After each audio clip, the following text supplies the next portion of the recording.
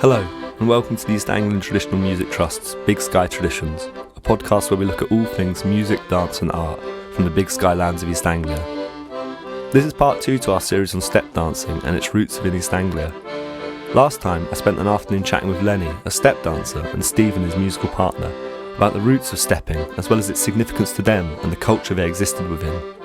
Coming away from that conversation, I felt an incredibly strong desire to understand more about this dance form and how pervasive it really had been amongst those from a previous generation who had grown up rurally. Stephen, fortunately, had an idea and so decided to take me to meet Sonny Allen and his wife Lily, as well as John Buckley, down in Maldon, Essex. Sonny, or Mo as he commonly goes by, as well as Lilly and John, comes from the travelling community, being born and raised in a horse-drawn wagon and spending a lifetime on the road. It was absolutely fascinating having the opportunity to chat to all three of them about the experience of life in the travelling community and how things had changed over the years. So this episode is sort of split into two halves, one half being a general conversation on what life was like to be a traveller in the 20th century, and the other half on the significance of music to them and how step dancing played a key part of this. I'm Sonny Allen. My nickname's Mo, but I'm Sonny Allen. And John Buckley. And I'm John Buckley from the Buckley family. When I was born in a wagon at Bury St Edmunds, 81 year coming, I was born in the wagon. My dad made the wagon himself, put a cloth across, had a trolley, and put a benders on it and put a cloth on it. He made it himself, and I was born in that wagon. It's been 75 years ago, and we used to work at Bury St Edmunds, a little place called Sicklemere, just before you get into Bury. We used to go down and do his sugar beet every year. That's when I'm talking about hard work. £7 an acre then, to do an acre of beet, pull it and chop it, throw it in a heap, then the tractors would come along and pick it up, take it back to the farm. Then I'd go to Bury St Edmunds with my dad, market, doing one or two bits in there every day, meeting his mates and that. I said to Dad, we want some chickens. He said, how many do you want? Well, I says, 8 of us. Can we get a couple hundred day olds? But we're aside the road there with the horse and wagons. So I said, all right, Wednesday we're going to see. Never had no motors in. Where we were stopping was about 2 to 3 miles from Bury. We walked to the market. Got to the market. There's see day old chickens. Bought 200. But we couldn't get them home, couldn't carry them. So a bloke had to bring them in a van for us back to the market.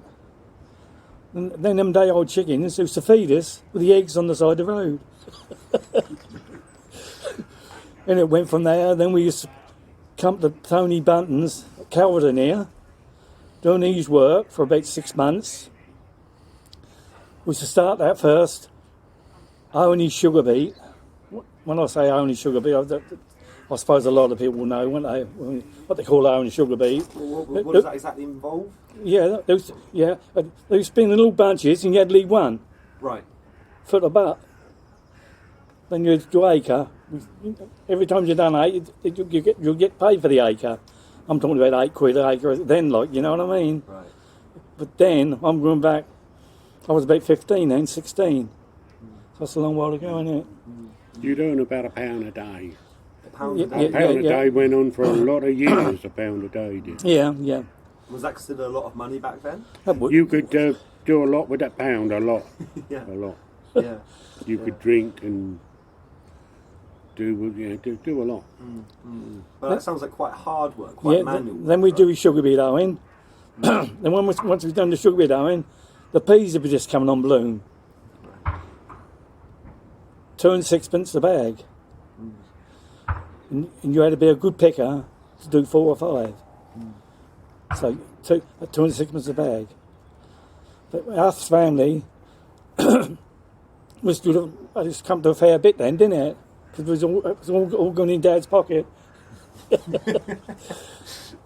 Then we went to the bean picking afterwards. And after we was there about 4 or 5 months, Dad would write a letter to Kent, to the hot place. When will your hops be ready? We want about 3 days' notice to come down with the horses and wagons from Kelvedon to Kent. Wow. Then we would go across the boat then, no tunnel then. Yeah, Woolwich Ferry. Woolwich Ferry then with the horses and wagons. You put the horses and wagons on the the ferry? On the ferry, two wagons and 2 horses and 1 trolley behind. Wow. And the journey across there would involve a lot of walking, because a big old heavy wagon, the big old horse couldn't trot, or he'd have to walk with that heavy load, and you'd get bored with that, and you'd walk for something to do, and get back on another ride and walk again. So the journey took a long while. How long did it take me? What? From here to Kent? 2 to 3 days. 2 or 3 days. And we'd stop halfway at Rootham Hill, where the special place to stop. Dad had always stopped where a pub was. So we'd walk across and have a couple of 3 pints. Right, yeah. Then you could stop anywhere. But then you Was it a lot easier to stop? Yeah. Natural thing to do. Because we had the horses then, and they can't shift you on until you give them a rest, can they? If that was all horses today, I suppose it'd be the same today, wouldn't it? But they're all motors today and caravans, isn't it? Yeah. Well, from here to Kent in 2 to 3 days, that's a pretty good go. Yeah. What's that, 70, 80 miles? That's about that, yeah. Wow. Yeah. That's like, it's really quick. We'd do about 20 That miles. was a- Dad'd do that was nothing a doing long 20 journey. miles. That's 70 or 80 miles a long journey then, you can imagine, because you couldn't jump in a motor and do it, And now you can do it in an hour, can't you?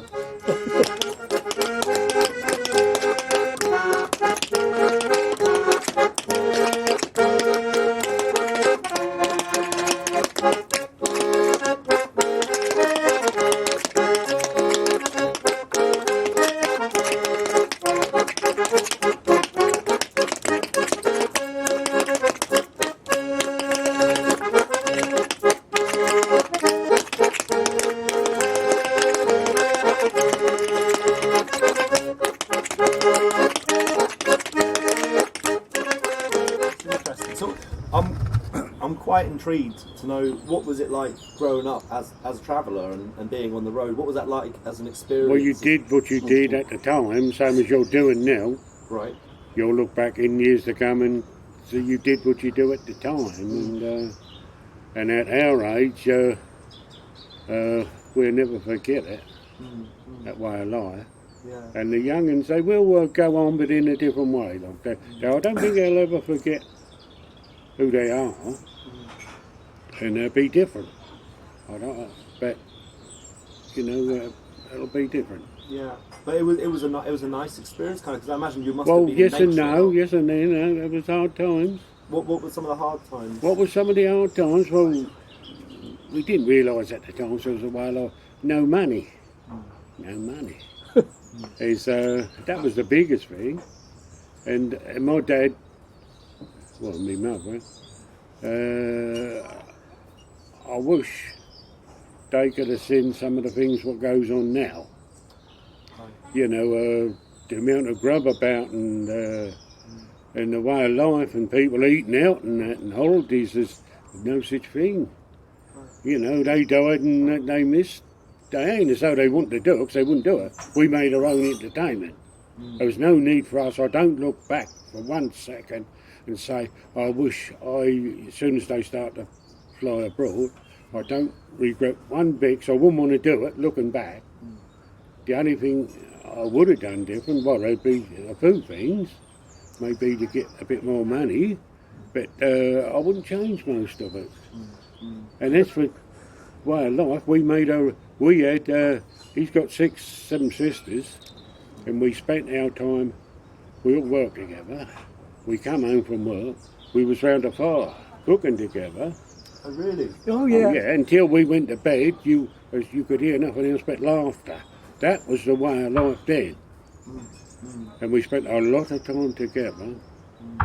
And we got a bad name for invading villages and towns, but it couldn't be helped. Where the work was, they'd gather, and in the pub, there'd be too many gypsies and you've got a bad name for it. Like, Right. You Yeah. know? But no, and I look back at it, is proud of it, like, you know. Yeah. Yeah. And I shouldn't think you'll find anybody of our age, in spite of we was born on the side of the road, and a lot of them died on the side of the road. That really, each lay-by on the side of the road belonged to us. Yeah. Oh yeah. Because, but now they're changing all that. Right. And no, yeah, it's different. It was different. Yeah. It was different. But what we did, what we see, that everything seems to have levelled out now. And if I said to you, here's a £500 computer, £1,000 computer, you just say, oh, you're all right. You know what I mean? But we went through a stage, it was mostly in the country, like that's where the work was. No electric lights, no television or nothing. Really? And what happened, Elvis Presley came along, Cliff Richard, jukeboxes in caps, coffee bowls. And when we, after being on the farms all week, in the darkness, virtually like Stone Age people, like, you know, we come into town, go to pictures, caps, coffee bowls, Elvis Presley blurring into something new. And this rock and roll was coming about. And I wouldn't want to change, would you? No. I wanted to be there virtually from the start of that to the finish. That died out in the late 60s, but we was there when it first started. Yeah. In a coffee bar, is it was that could be a dangerous place then, Right. because the Teddy Boys was, they could be dangerous. And down Kent, you know, me and Panzer went into Tunbridge Wells, chap we had with us, and we made a mistake, we didn't realise, going in a long coffee bar. And when we got in there, we had to wait for several hours, because they was waiting to put the foot out, because they knew we were strangers there. They put the foot out like that and trip you up. And we waited until such a time, I don't know how we got out, me and Panzer. Yeah. But we knew we had a, Yeah. there were all gangs of them, see. So you And, come up against a lot of resistance from people as you travelled about. You kind of find some people would be a bit hostile towards you guys. No, we got on well with the farmers No, and most folk. farmers and ain't all our mates. yeah. No, he's all And you right. talk about one place, for instance, Calverton, which is only 5 miles away. I think we knew virtually everybody there, didn't we? Oh, yeah, in the They village. liked us and we liked them. In the village. We can, if they wasn't dead, we could just contact them now and they know you straight away. We made good, well, we went there for several years, and during that several years, we knew a lot of people, didn't we, a lot? Oh, a lot of, yeah, we know half the village. Yeah. All right, let me come join in for a little while. Come and sit, come here. Please. But, Then we used to come back from Kent with the horses and wagons Yeah. back to Calverton, didn't we? yeah. Tell us about your wagons. Were they bow tops or No, well, Big old most of them was. Most of them but got bow the tops. heavy, the big wagons, that's what I just said about walking to Kent, with a light bow top or even a trolley with a top on, you could trot a horse like, you know. these were ledge wagons or reading Yeah, wagons? trot Yeah, it. yeah, But yeah. with a big heavy wagon, even though it was big, it's all it had was weight, 'cause it never had no space inside, did it, Mo? No, All it was, that was weight, Yeah. and it was well made, but it never had more room in there than what it did with bloody barrel top, No. trolley with a top on. But they had them because, I suppose it was like your day's house, like, you know what I mean? Yeah. Once you got that, it was like having a house. And they're worth a lot of money now, a lot of money. Right. Yeah, and they But if you go in, there's no room, there's 2 beds, so it's all took up the beds. Yeah. Mother and father on the top bed. Well, I say 2 beds, there's more than that. Mother and father on the top bed. Children, Children in the bottom, underneath. girls under the And bottom, underneath the wagon, put a sheet round, with the boys. and the boys would lay under there. Oh, underneath the wagon. Underneath the Underneath the wagon. wagon, yeah. Could spend the Yeah. summer months. Yeah. Yeah, that's my brother, John. Yeah. Yeah. And we were brought up with 3 brothers and sister. And when my sister was born, I was 11, and we stayed out at, where was that now? Other side of Stebbing. And we had a big wagon then, what John's on about, the big tall wagon. And when the nurse came to Mum, she said to my dad, who's keeping all your, because there weren't no one else about, who's doing all your washing and seeing to the nurses things?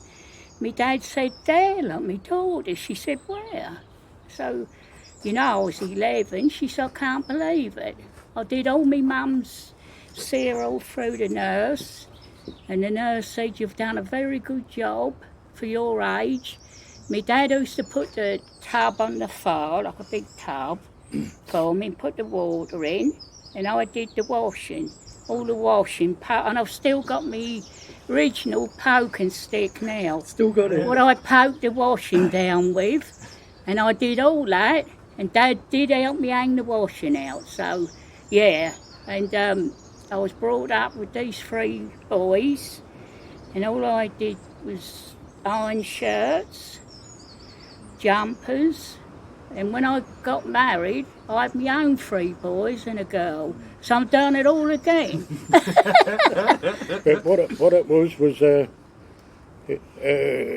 think we started off in tents. Every traveller had a tent. I think we come from India, didn't we? I think so.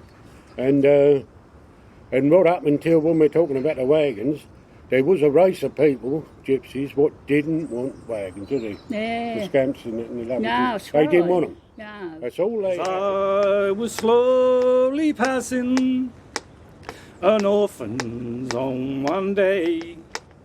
I stopped there for a moment just to watch the children play, and there a boy stood standing, and when I asked him why, he turned with eyes that could not see, and he began to cry.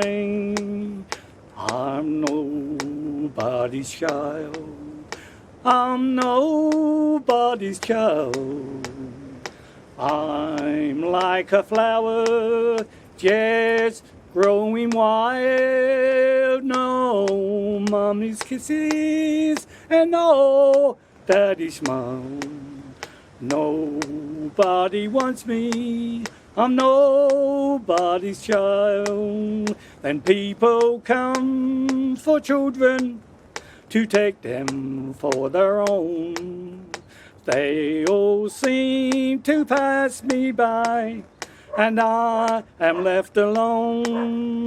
I know they'd like to take me, but when see I'm blind, always take some other child, and I am left behind.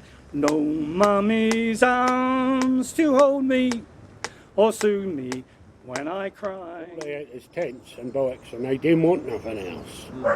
And they didn't too much. It was at Dunmo, the last one went. Dunmo, yeah. And it was, and there was one occasion there where we was on a farm working with our wagons and what we usually do. In the next field there was somebody living in a tent, this family, and they said he's coming home from hospital today, the man. He's had his leg off, so he's coming home to a tent, just had his leg off. Wow. Yeah. Gosh. Then we Yeah, it used was to, over at Broxton, that was Yeah. over near Dunmo. then we used to pull pea picking with the horses and wagons. Right. There'd be about 50 lots in one field. And I always walk round night times and talk to all my mates, and my dad would walk round each far and have a cup of tea. We pulled in this field, in the middle of the field, and it was so windy that night. Dad said, we've got to go get the edge, because it's going to blow the wagons over. Really? That was heavy, that. Yeah, well, the wagon stood high, you see. See? Right. Yeah. Yeah. So what he done, he pulled side the edge and he roped the wagon down. Then we used to work for the You cold, Doing there, that. John? No, Playfield well, worked for the bloke. yeah. called Tinnies in Hitchcocks near Clavering. All the trousers go there. Like I said again, £0.50 a bag. £2 was a good day's wages for one. But £2 then was £2. A lot of money, wasn't it? Yeah. Then after all the work finished in the fields, Mum said, what should we do? She knew what to do. Was go rag and boning. Right. Yeah. We used to find a village out like Calverton. We used to have cards made up for what we wanted, rags, metal and iron, and put them through the door. Then we'd leave it for 2 hours on top of the card. We will leave this card for 2 hours. If you've got anything that we need on this card, if you haven't got anything, keep the card inside. But if you've got anything, put the card back in the door, like so we'd know what door to go to. Then we'd, Mum would say, that card, look over there, they got something. Might have a couple of old cast baths. Boy, what, Mum? Bring your hammer. Thought she'd bought them. And the other part of what we was doing then is, like, you go to the garage now, the motor's got a diesel or petrol in, hasn't it? Right, so we'll go back to the horse days. We've come along, whatever time it may be, pull on this side of the road, nowhere there for the horses to feed, wait for it to get dark, put the horses in the farmer's field, but get them out before he knows it in the morning. And the horses have had a good feed, just like you falling up in the motor, and he didn't know nothing about it. Right. But the thing was there, my mother said that my father was still snoring. She couldn't sleep because she had to get them out. Yeah. But that was part of it. Isn't that why people had coloured horses so they look like cows, didn't they? So the farmer, when you Yeah. at the pub at night, you'd think they were cattle. Well, maybe that, yeah. Yeah, it was Yeah, a lot maybe to do that. with that, yes. But a lot of farmers would help you anyway, look, Yeah. because they depended on you to do their, I don't know what would happen to the country after the war or even during the war if we never done the crops. They wouldn't pick us out, they wouldn't do the sale.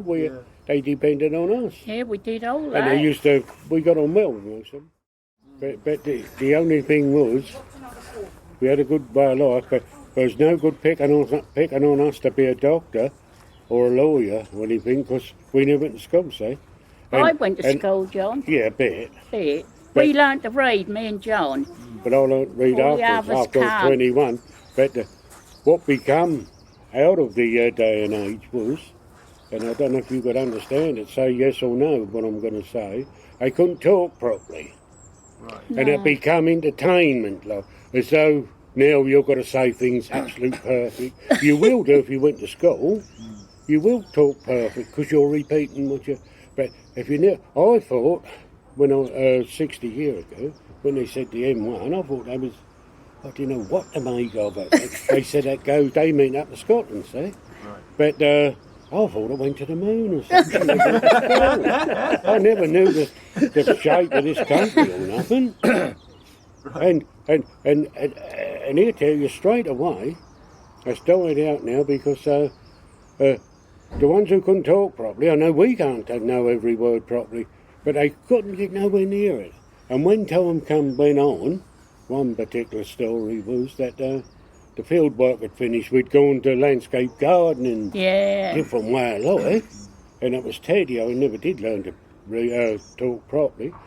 And the woman said, look, I'm interested in having this garden turfed and all that. Yeah, he said, I'll bring your Eskimo back, he said. He meant Eskimo. But he said, I'll do your Eskimo out, he said. That's just to give you an example. But they was entertaining. They couldn't talk, they couldn't get every word they said, they couldn't talk, probably couldn't pronounce nothing. And it was all entertaining. Now it become, without it, people are boring now without it, isn't it? To be quite honest. Oh, it's boring now, yeah. You know. And that was part of it, We used to call cattle kettle, didn't we? And I didn't know what tell you you meant, what. didn't I? Kettle. His wife dies and somebody goes to his place and he says, step right up. come on in. If you'd like to take a grand tour of this old house, what was home, sweet home, I have nothing here to sell you. There's some things I'd like to tell you, some things I know would chill you to the bone. Over there sits a chair where she'd bring the paper to me and sit down on my knees and whisper, oh, I love you.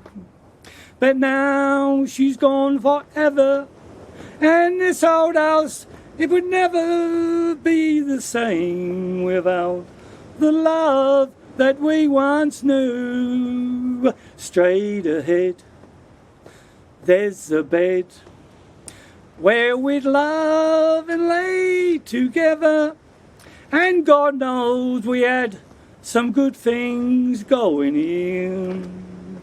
See a picture on the table, don't it look like she'd be able just to touch me and say good morning, dear, as her rings all the things, and the clothes are in the closet just like she left them when she tore my world apart.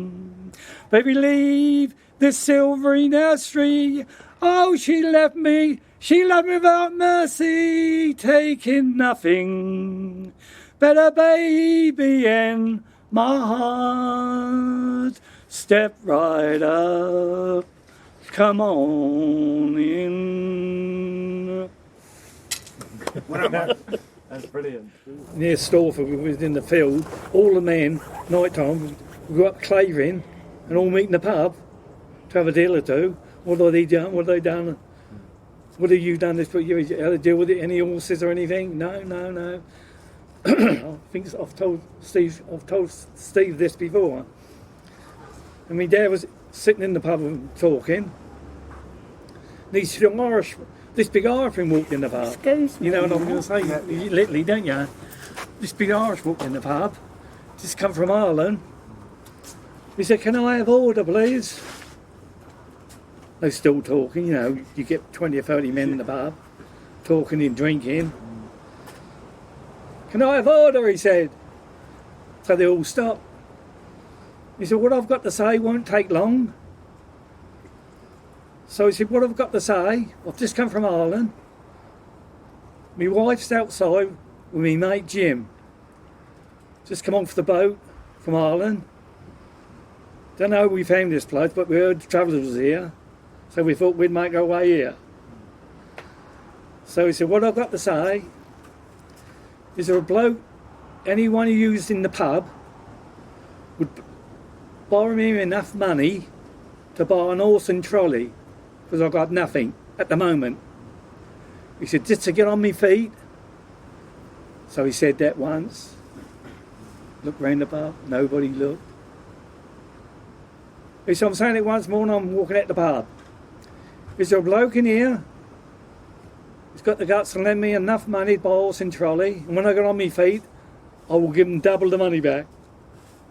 So he looked, my dad had his back to where he was talking. My dad put his hand up. Walks over to Dad, he said, what's your name? He said, Sonny Allen. He said, Sonny, you mean to say you're going to lend me enough money to buy a horse and trolley? Me dad knowed how much to give him. Do you know what he'd buy? He said, yeah. Whether it was 20 quid them days, I reckon, would buy a good horse and trolley, do you know what I mean? Yeah. Righto, he said. How's I going to find you? He said, that'll be a bit of a job. Because you said every month I'm at a different place. 20 mile away in one day. The horse and the wagons. He said, Sonny, I'll find you. Anyhow, he went at the pub. Went back to me mum. Oh, what have you done? He said, who wears the trousers here? She said, you, Sonny. Well, he said, say no more about it.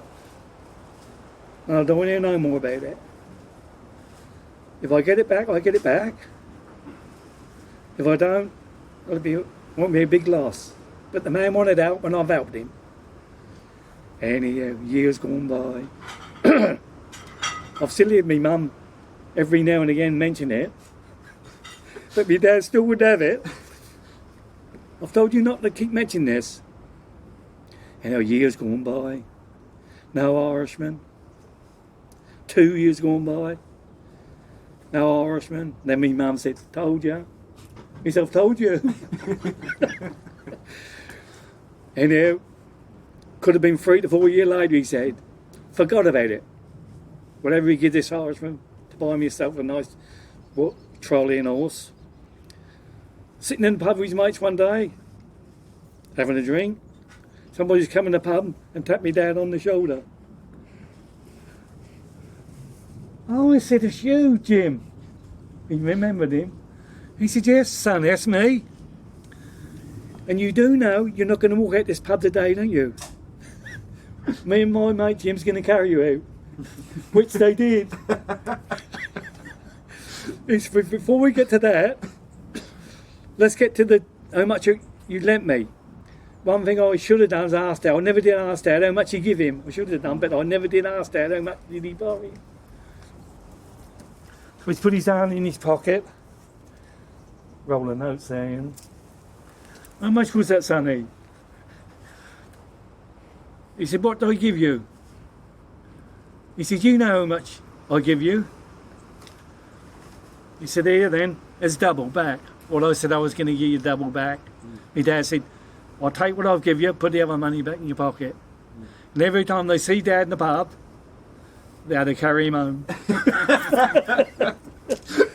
Good story, Yeah. isn't it? Great story. Yeah, it's a great That's story. a great one, isn't it? 18 yellow roses came today.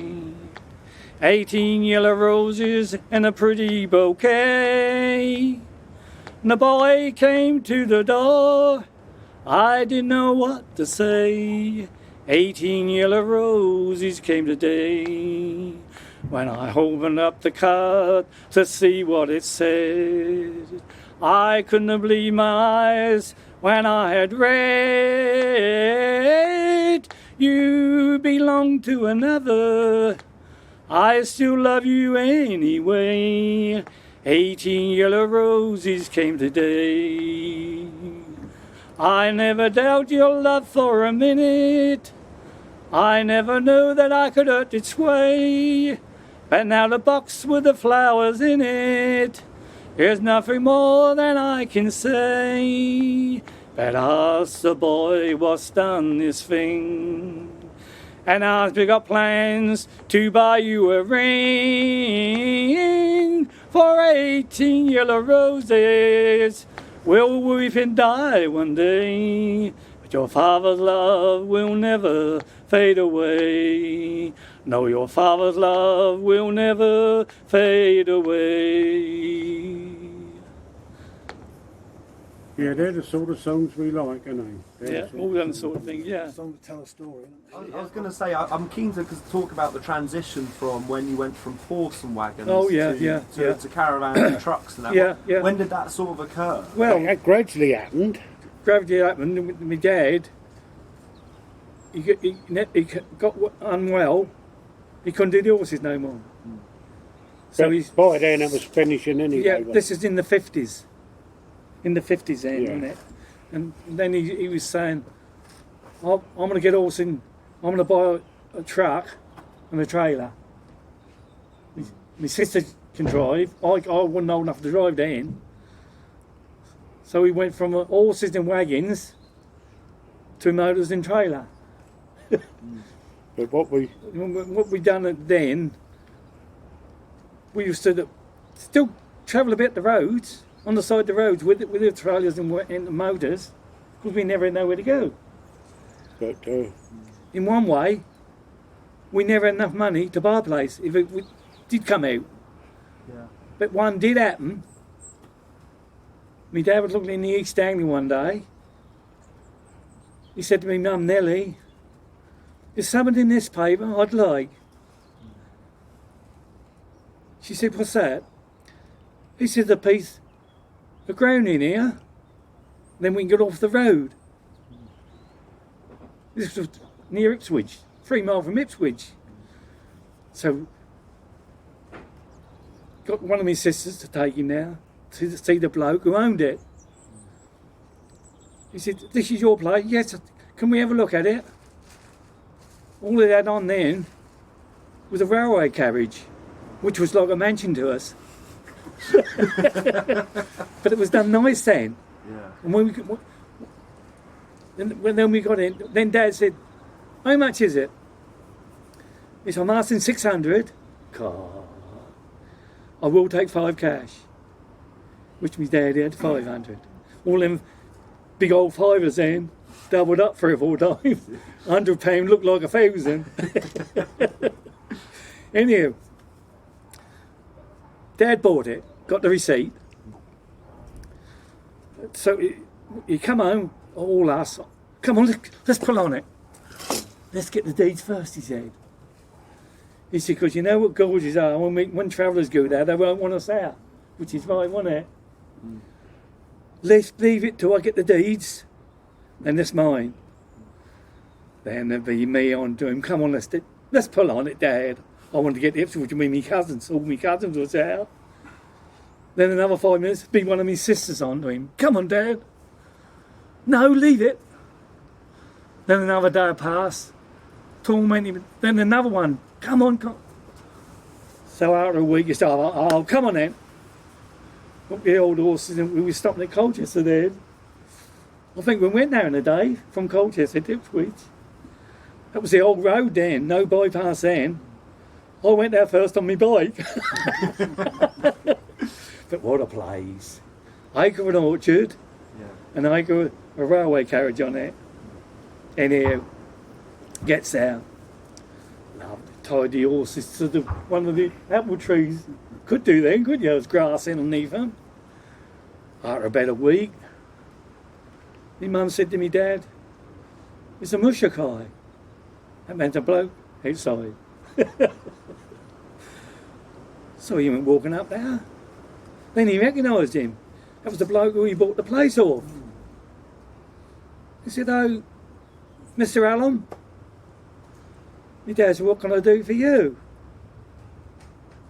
Well, he said, I'm afraid to say, you'll have to give me my money back. Dad said, not so likely. He had his receipt in his pocket. He said, why? It's my place now, you've got your money, so I'm well satisfied. I've got no complaints against you, you'll pay me. But he said all the local gorgers in the village is carrying on to here. Well, he said, you'll get no trouble from us. I was brought up good, as my dad was brought up, good, and help anybody. I'll leave these sandwiches. Anyhow, he said, you'll have to give me money back. Want some bread and ham done? Want a ham, bread and ham, or don't Well, my dad said no. Eh? I'll have 1 roll. They're soft rolls, you like them? Yeah, a bit. I'm not going to give the money back because we want to stay on here and I want to stop on here. He said, no, after a little while we get rid of the horses and we buy trailers to live in, or years to come might have one of these, shall he, on it. No, I've had my phone don't stop ringing. The complaints. Anyhow, goes to Ipswich, finds a solicitor out. So he's told the solicitor how it happened and everything. He said, I'll go to court with you, but it's going to cost 30 quid. 30 quid, them days. He said, but you'll be wasting your 30 quid. Dad said, what do you mean? Well, he said, there's too many complaints against you, he said. And the council won't let you stop there anyhow. I'll go to court for you, he said. You'll be wasting your money. So my dad come back to my mum. Oh, she said, I don't know what to do. So we can't afford another 30 quid. So he went back to the bloke where he bought it, give me his 30 quid back. I went by there 10 years ago. There's a mansion on it. Wow. You think that that'd be worth it? God, I could have cried. Amazing. Lily said to me, "Do you want this handkerchief?" I said, "No, give me one of them bed sheets." What do you wanna make those eyes at me for? If they don't mean what they say, they make me glad, they make me sad, they make me want a lot of things that I've never had. You're falling around with me now, and then you love me and then you walk away. But that's alright, I'll get you along tonight, and baby you're fine, you're messing with dynamite. What do you wanna make those eyes at me for? If they don't mean what they say, if they don't mean what they say, diddly diddly diddly dum bum. Yeah, well, so yeah, let's talk a bit about the role of music in the traveller community and kind of your memories of music and step dancing, really. What, in the pub? Well, Whatever. yeah, kind of what was, how important was music in the traveller Oh, community? loved it. Yeah, Yeah, once we get a couple of free pints, So it was in the pub that you'd sort of... then one would sing, then that one would get up, Yeah. I'll have a song, Yeah. all things like You're that. getting a busy pub, yeah. Getting a busy pub, good. Which good down out will be. Yeah. I'm well known for singing and dancing. Oh, really? Soon I had a couple of pints, and it time to have a song here, please. I said, go on then. Look, we want you to sing. You do. Anyway, like that, then somebody else would get up, tap dancing, then we'd come outside the pub, pub's turned out, then we'd have a music outside the pub, and there they are singing, dancing, 6 or 7 police other side of the road watching, and they loved it. And when we wanted to go home, the police escorted us home, 1 in front and 2 behind, and I was in front singing. This is that we've here. Yeah. When did you learn to step dance? Eh? When did you learn to step dance? Well, I'm going to be honest with you, 25 years ago. I said, Leo couldn't dance. I said, I've seen these people dance, I said, Leo, I'd like to do it. He said, let's get some music. Then we'd get the music on the motors here, and I'd start tapping, and then went from there. And now I'm just decent, ain't I? No, you're right. How did you learn it, how to do step dancing? Because when I was chatting to Lenny, he said there's no real set moves, there's no kind of set way of doing it. No, you can only describe, can't you? Just got to listen to the music and move your feet. You'll see me in a minute. Yeah. I'll do something. Absolutely. Yeah. Yeah. And a couple of songs. What I know. And what sort of songs would you sing as well? Well, I can only sing what I know. It's partly of all Sidney Devine's music. Like, I think you'll like it. Sweet 16 and things like that, you know. We are got our own likes, haven't we? Yeah, when it yeah, comes yeah. to This We don't modern like stuff blah, blah, has blah, left blah, blah, us- blah. this modern stuff has left us a million mile away. Yeah. Yeah, I like absolutely. folk music, like, well, you know I do, don't you? Did your mum and dad sing or family sing? Yeah, me mum used to sing, What yeah. sort of songs did they sing? We do sing several songs, like, but at the time when you're a baby or growing up, you didn't take notice, did you? Because they was always in the pub, and we was home messing about in the fields or in the wood playing, or catapults and that. And I was rabbiting and shooting the pheasants. I mean, you got the days, boy. I said, well, I ain't looking in the snares yet, Dad. I'd come back with a couple of free rabbits and perhaps a couple of pheasants. We used to go at night times in the wood. Get a couple of free pheasants. Yeah, every And we used to have the Queenie stove in the wagons. All of us couldn't get in one wagon at one time. There's too many. Too many of us in one time. So You we bought another didn't you? wagon for the girls and one for the likes of me and Dad and Mum in the other wagon. Then, you know the small beds in the wagon, ain't they? You spent most of your time outside. There used to didn't be you? 4 in one wagon, My bed was underneath the table, again the front door. My legs used to be underneath the table, and the head and pillars was again the front door. And when my sisters walked by, they'd catch me in the head with their shoes. Yeah, yeah. And is there any kind of form of music within the traveller community that's very much niche to the traveller They community? like a good ballad, really, don't they? A good ballad. Yeah, Right. Like Jim Reeves or something. Jim Reeves, Yeah. a good country and western singer, was Yeah. good. What I've woke up to lately, that the travellers turned Christian, and some of that music and them singers, my boy shows me, and they show me one or two lately, and they are to me, it's like Christian music, but it gets close to like an ordinary song. But their voices, like, you know, it's good. And, See, when you're in a pub drinking, they don't care who sings, they're enjoying it. Yeah. You know, Yeah. like we did that, didn't we? Yeah. They're enjoying it. Oh, we've got to have another one. I might sing in one night 20 songs. Really? Wow. but, Yeah. Then I say, I've run out of them now, you've got to go back to number one again. So you've got to, I always think you've got to sing songs that people want to hear. Oh, Yeah. A lot of times people sing songs. depending on what sort of people they are. Well, yeah. yes, yeah. Good, but you're kind of entertaining, aren't you? Yeah. Yeah. When you're singing. And So did you learn tap before step dancing? Were you a tap dancer? I used to mess about in the pubs and that, dancing in the pubs, yeah. Then I got my taps on, then I done a bit of tapping. Yeah. are you going to do it on this, or you got a board or something? Or? No, not on this, will it? Doing that? I dance for ages. I haven't played for ages.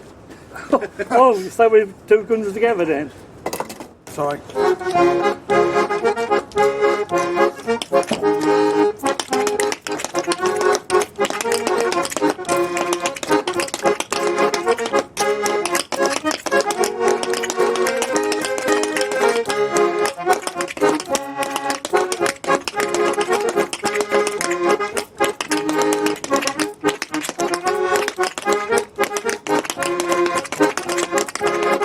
Not the small, all the young folks.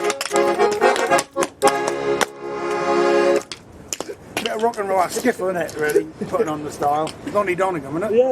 Yeah. That's amazing. That's really amazing. What, I know you'd like it. Yeah, it's amazing to see it actually being performed. and you have to diddle the old Taxi Honey. Do Do that yeah. as well. Yeah?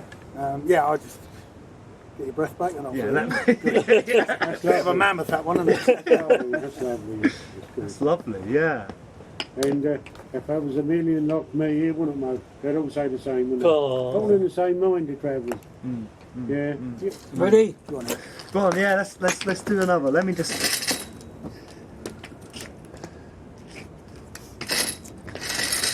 Alright. Whenever you're ready, mate. Well, you gotta be there in a taxi, honey. Honey, honey, don't be late. Gonna dance away those shoes. To be down to the bigger bag blues. Tomorrow night at the dance, so Straddles Bowl. One step, two in a taxi, honey. Honey, honey, don't be late. You're gonna dance away those shoes. When we dance to the bigger bag blues. Tomorrow night at the dance, so Straddles Bowl. Diddly diddly dum, diddly dum, diddly dum, diddly dum, do, do. Cool. Like you never had nobody with the music. That's good. Yeah. You like that? You've been listening to Big Sky Traditions, the East Anglian Traditional Music Trust podcast. I must say a huge thank you to Mo, Lilly and John for allowing me to interview them, as well as for the amazing dancing and singing. It was an absolute pleasure sitting outside in the February sunshine, hearing their stories of life in the travelling community, and to witness and record their stories, songs and dances was a huge honour. Also a big thank you to Stephen for introducing me, coming along down to Maldon and playing the melodeon so beautifully. I couldn't have done it without him. Next time on Big Sky Traditions, we'll be finding out about an instrument that's close to extinction and meeting one of the last remaining players. Till then, thank you so much, and I'll see you next time.